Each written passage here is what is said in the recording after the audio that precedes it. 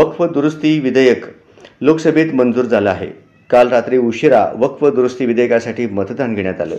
यावेळी विधेयकाच्या समर्थनार्थ 288 मतं पडली, तर विरोधात 232 मतं पडलीत। त्यामुळे लोकसभेत वक्फ संशोधन विधेयक मंजूर करण्यात आले।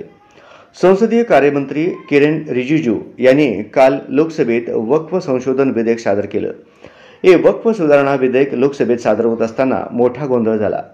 दुपारी 12 वाजता सादर केलेल्या या बिलावर रात्री उशिरापर्यंत मोठा गोंधळ सुरू होता। अखेर वक्फ सुधारणा विधेयकाच्या समर्थनार्थ 288 मतं पडल्यानंतर वक्फ सुधारणा विधेयक मंजूर झाल्याचं लोकसभा अध्यक्ष ओम बिर्ला यांनी जाहीर केलं। लोकसभेत वक्फ दुरुस्ती विधेयक मंजूर झाल्यानंतर आता हे विधेयक आज राज्यसभेत सादर केले जाणार आहे। लोकसभेत यावर 12 तासांपेक्षा अधिक वेळ चर्चा झाली। यावेळी विरोधी आणि सत्ताधारी पक्षाने देखील आपली भूमिका जाहीर केली। विरोधकांकडून या विधेयकाला असंवैधानिक ठरवण्यात आलं। एआयएमआयएमचे प्रमुख आणि खासदार असुद्दीन ओवैसी यांनी या विधेयकाला विरोध करताना विधेयकाची प्रत सभागृहात फाडली। टेक योर सीट प्लीज माननीय सदस्य। माननीय सदस्यगण, शुद्धि के अद्यतन मत विभाजन का परिणाम इस प्रकार है।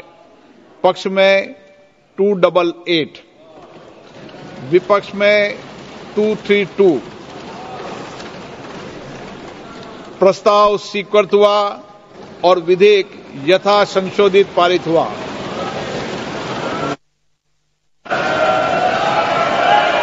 लॉबी खोल दी है माननीय सदस्य, लॉबी खोल दी है, लॉबी क्लियर कर दी है।